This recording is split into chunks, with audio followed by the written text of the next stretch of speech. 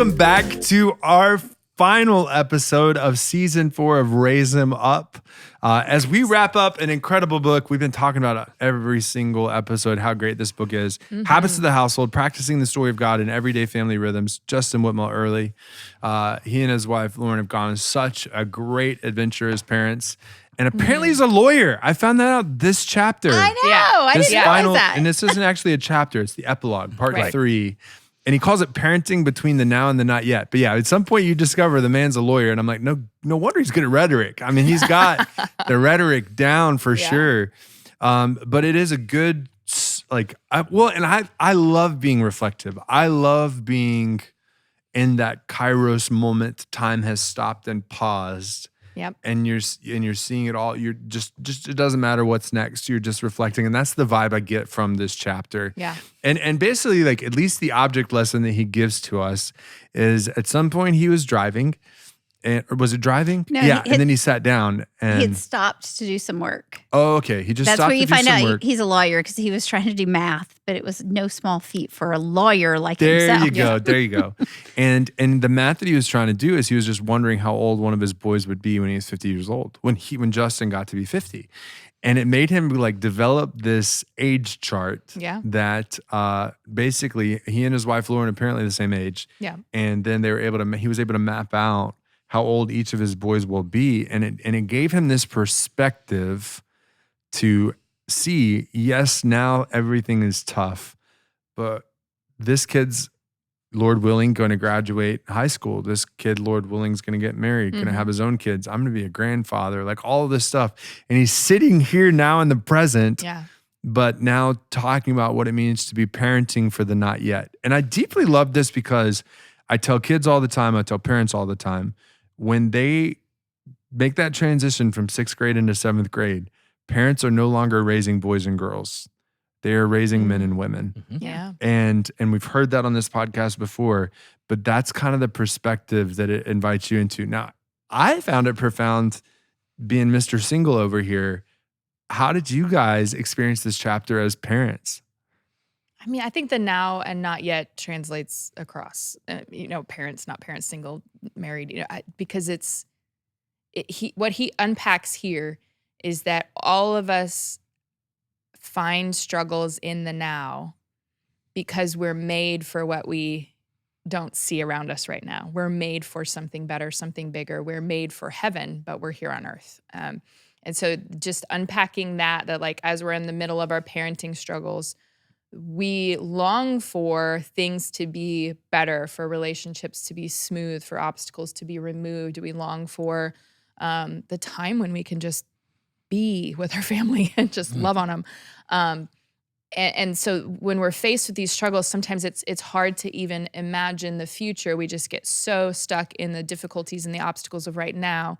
But when he mapped it out, he was able to kind of pinpoint like, oh my gosh, here's this chunk of time when, my wife and I will be in our 40s and we'll have teenagers and we'll do, this is what they're going to be seeing and looking. This is where we're headed. Sports, and all that. Looking at the seasons coming. Yeah, here's what's coming. And if I'm just stuck in the right now and only looking at it as obstacles and like getting to the end of today, I'm missing out on what is coming down the pipeline for them. So it's kind of these two perspectives. One on the, in the now and not yet of like your parenting journey with its own seasons and struggles and beautiful things that are happening. But he puts this up against a picture, a very theological picture of the now and not yet of like, we know salvation is ours because Jesus died on the cross and we're living it now. And yet we're longing for the heaven, the not yet that we get to look forward to, where all these light and momentary troubles that feel so heavy are gonna be wiped away. So it was good to see it from these two perspectives, that you've got your right now, and if you let it cloud you from seeing the future with your kids, you're gonna miss out. We need to start looking at what's coming down the pipeline. Look past the now into the not yet. And in the same way, in order to get strength to do that for our kids, we need to look past the now of our light and momentary troubles to the not yet of the heavenly home that we have, and find our strength and our resources and know that we're fixing our eyes on a goal that's been attained for us in Jesus Christ. I loved it.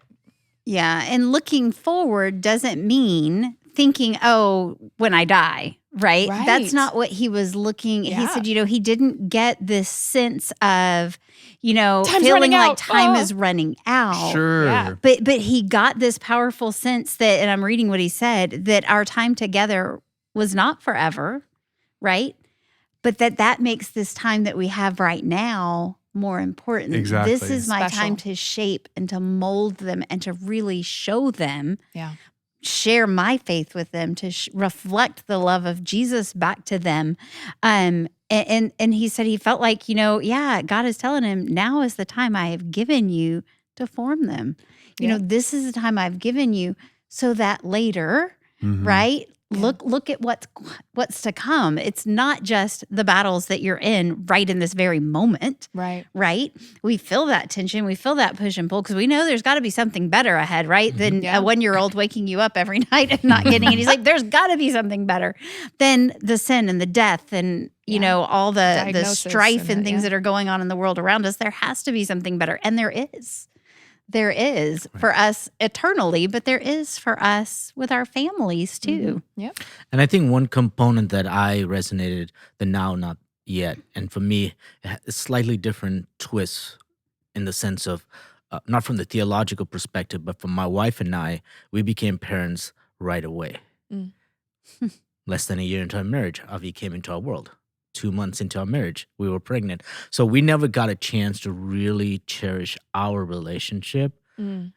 as a couple. And so we were thrown right into making decisions, not only for our marriage, but now for this being that's Yeah. invaded Yeah. our lives, and then the two that followed. And so I think it's critical as you continue to build these habits that he lays out, and as he continues to model the parenting, the relationship you have with your spouse or the relationship you have with your co-parent, Yeah. that there is some effort and habits being built there, because as much as emotional and physical energy you're pouring in now, if you're a young parent, and as it evolves as your kids get older, there's going to be a time where it's just you and your spouse. Again. Yeah. Yeah. And if all you did was just focus on this one aspect without continuing to nurture the relationship you and your spouse has, when that day comes, you're going to look at each other and see a stranger. And so I guess my caution is, as we continue to develop these habits and talk about the habits, and as he lays out, I'm trying to remember where he talks about it's as important to keep our marriages. In the marriage chapter. In the marriage chapter. Yeah. I was about to say, Absolutely, yeah. I was like, I'm going to be the single guy that brings us back to the parenting Yeah. aspect. Yeah. But it's like, because I see exactly what you're saying. And definitely that episode about marriage was really, really Right. helpful. Like, I appreciate it, like where he started, this now and not yet. And again, I've heard the theological now, not yet since my days in seminary, and it's wonderful and it's beautiful. But there was something neat. And I guess I'm even seeing this from like a son aspect. Like, and I know, right? I'm just highly aware because I've lost 2 out of my 4 grandparents.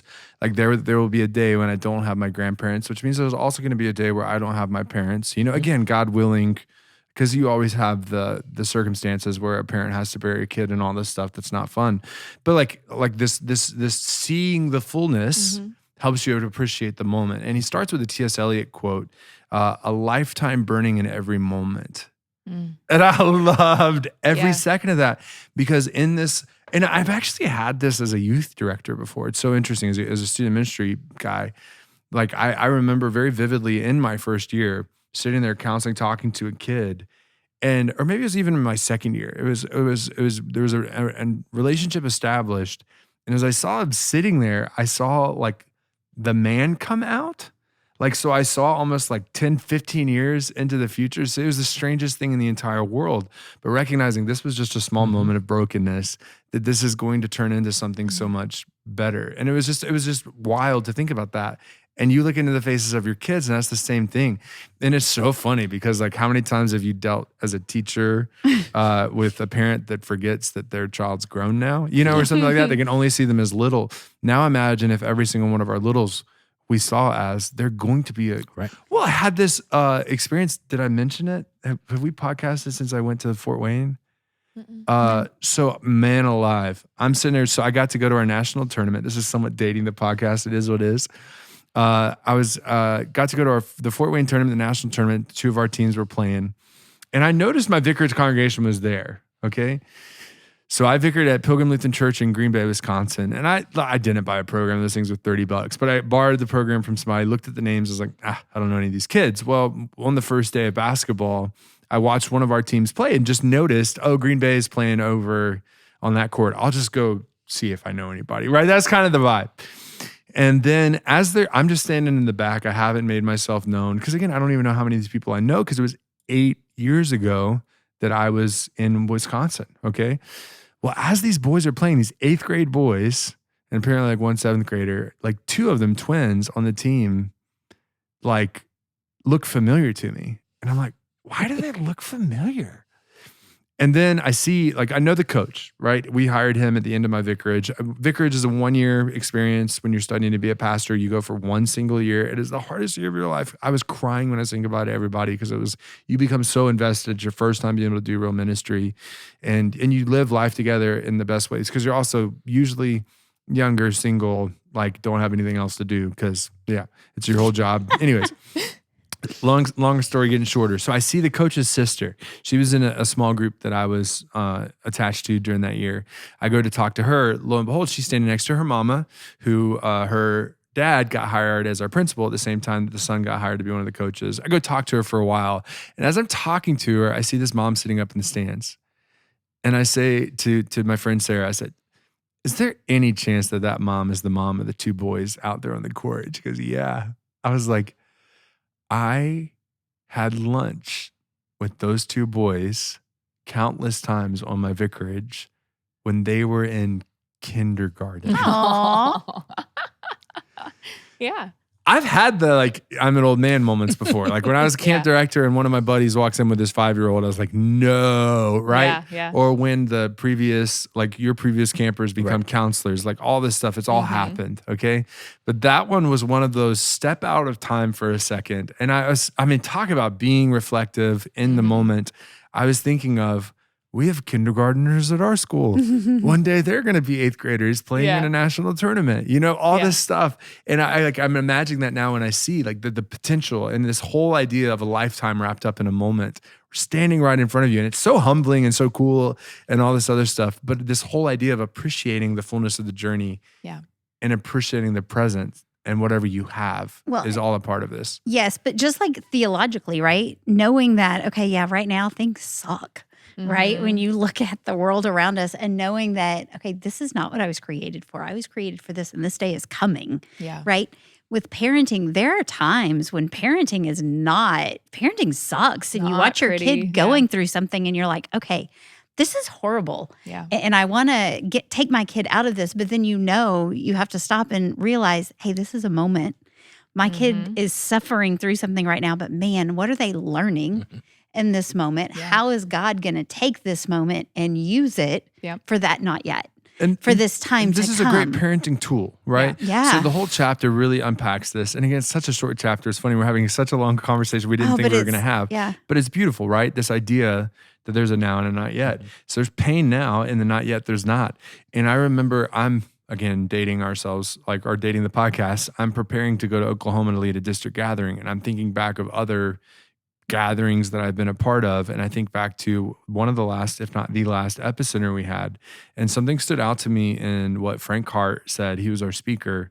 He looked at these kids, these junior high kids, and said, if you feel like you're in the darkest night, then you're not at the end. And I really appreciate that because that's what he was doing. He's this whole concept because he said, when you look at God's story, you know where this ends. It ends in an unending day. It ends in joy. It ends in life. Everything, again, dating the podcast that we just celebrated in Easter, right? So all of that, we know that. So if you're in a dark season, it's not the end. It's not the last one. And especially it's so good for youth to hear.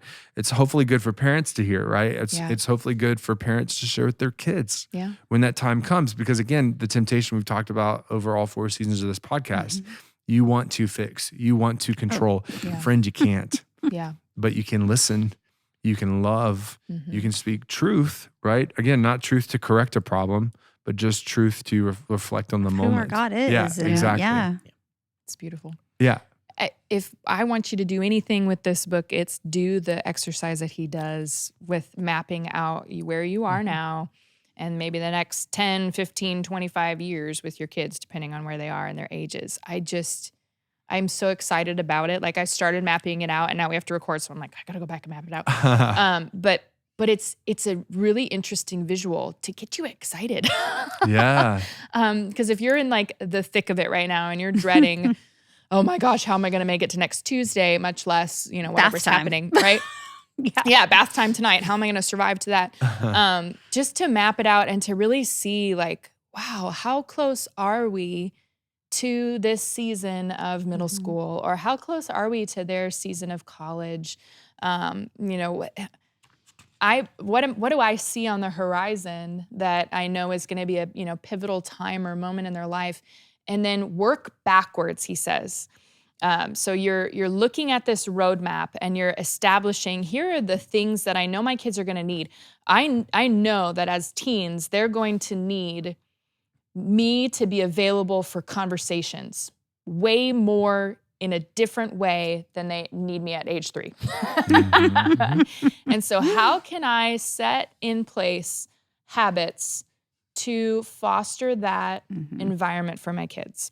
Or, I know I'm going to have my 2 kids are going to be in high school together.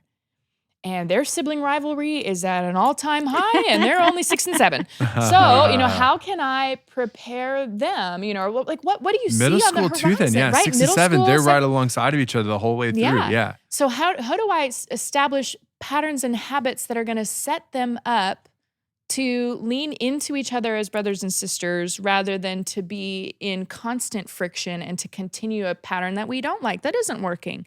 So just looking, I don't know, something about visually laying it out there and thinking about pivotal moments and years and then working backward to reverse engineer it to set yourself up for success. It looks like it might be overwhelming when you map it out on paper, but really it gives you a broader picture so that you can start to implement these single degree of change or these 1% shift in one direction or the other, so that when you get to the end of the 25 years, you have done all of this that's added up. It's aggregated over time. It's just, I don't know. I found so much hope and joy and excitement in the prospect of looking at what's to come and then feeling as though I know what's going to be important and I know what I want to instill. And now I can take small, bite-sized, but proactive steps to get us to there. Absolutely. And I appreciate that, again, the man is brilliant. It's not me. I didn't take a time machine. I know that was another episode, but it's like, man, because like I'm seeing the way he lays some of this stuff out. I'm like, I wouldn't have thought of that, right? Yeah. So like as he ends this chapter, he talk about what are your family values. Make those known. Hang up a sign in your house that has a word, or like each room has a different word or something like that, or a family motto or a list of resolutions, and that doesn't have to be he says 5 things over the long haul that are going to be true about your family. And then I appreciate like just kind of page 217, what he says. He says, whatever it is, these kinds of practices remind us of the glory of what we are called to do in parenting, but even more important, they also challenge us to act on that glory today. After all, now is the only moment we can act in. Have you ever thought about that? You cannot change in the future. You can only change in the present, because the present is the only moment you have access to.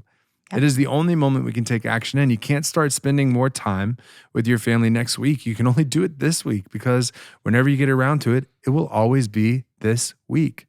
Likewise, you can't tell your daughter you're sorry tomorrow. You can only do that today. You can't start making space to ask your wife important questions next month. You can only do it this month. You can't start making it on time to your kids' ball practice next time. You can only do it this time. Whenever we change, will always be the present tense. So we must practice imagining the not yet in a way that calls us to change in the now. Yes. Can you, just that one sentence again. So you can, we cannot must change practice. in the future. Yeah. So we must practice imagining the not yet in a way that calls us to change in the now. Yeah. Because and I love that perspective. And again, someone might have heard that and be like, that doesn't make any sense. I mean, what he's saying is when you actually do whatever you want to talk about doing, that's the present. That's what he's saying. Right. So like I just deeply appreciate that. And again, I hope the message of this whole book has been baby steps. Yep. Anything at all that smells nice, sounds nice. Try it. Just try it. Yep. Make it a habit. Make it a list of which ones you want to do, like which ones seem feasible and doable, and just take a baby step at a time for a season, whatever that means. Yeah.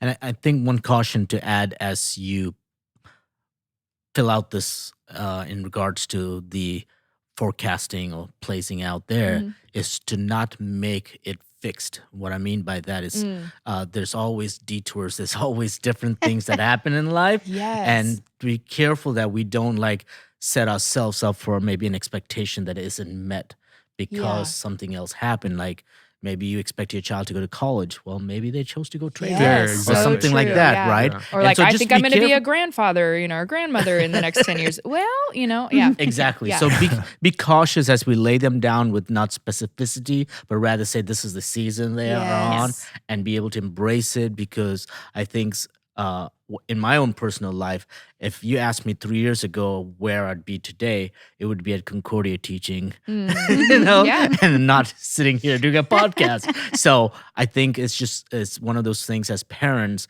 not to get caught up with the future, but Right. live in the present. I think that's what you're talking about. Yeah. Is be in that present moment, but have that out there Yeah. as something to prepare for. Because I think eventually, when you get there, then you can Right. be in that present. And Till- think about it this way, right? Because there's some things you can't guarantee. And I think Yeah. thanks for pointing that out. Like again, marriage, grandkids, college, all this other Yep. stuff. You can't plan that. You're not in control of that. Right. Sorry.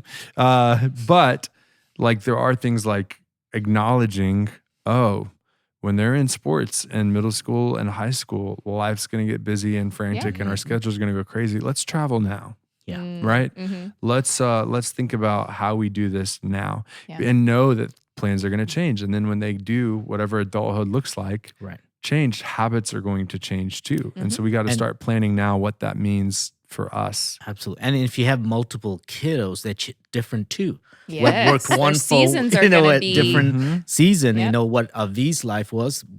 There wasn't TikTok and then Snapchat and stuff, but in Ashwin's world, that's a big part. So understanding so much is changing around their world, and so again, to be ready to be in that moment where they are, Yeah. and not get caught up in, well, this worked for this child, the fourth child, the third child, it's going to work the same.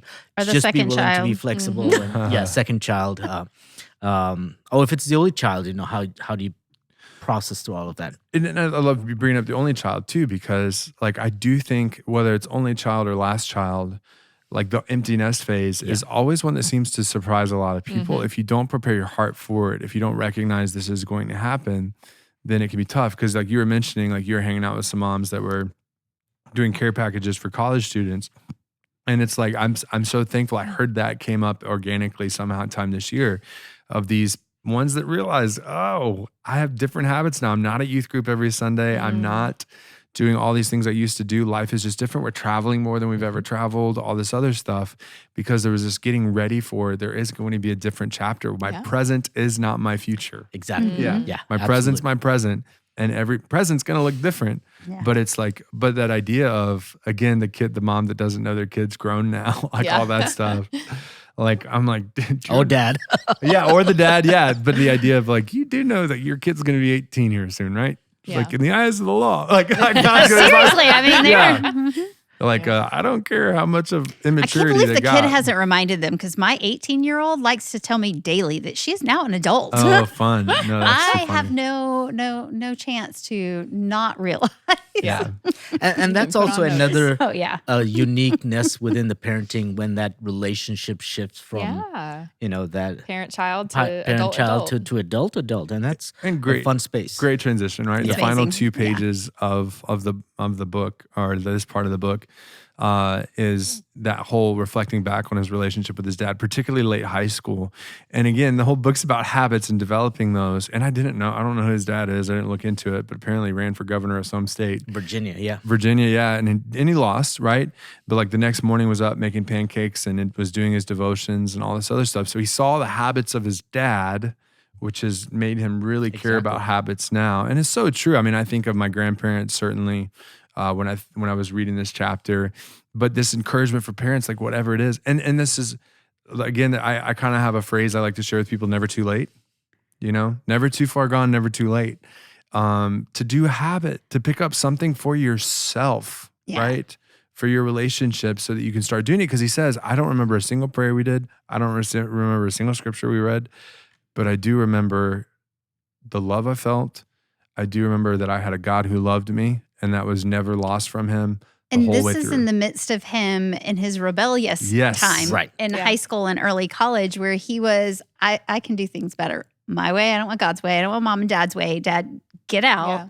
But he still had these memories of his dad's habits and what he did. And then when he ultimately, came to his dad, which he talked about earlier, and confessed the things he'd been doing and decided, okay, no, I'm ready for a change, right? But he had those habits and those memories of seeing his dad. Well, and he says he didn't even realize at the time, but he saw, he would see his dad every day doing these Bible studies and things, but he didn't realize what his dad had been going through.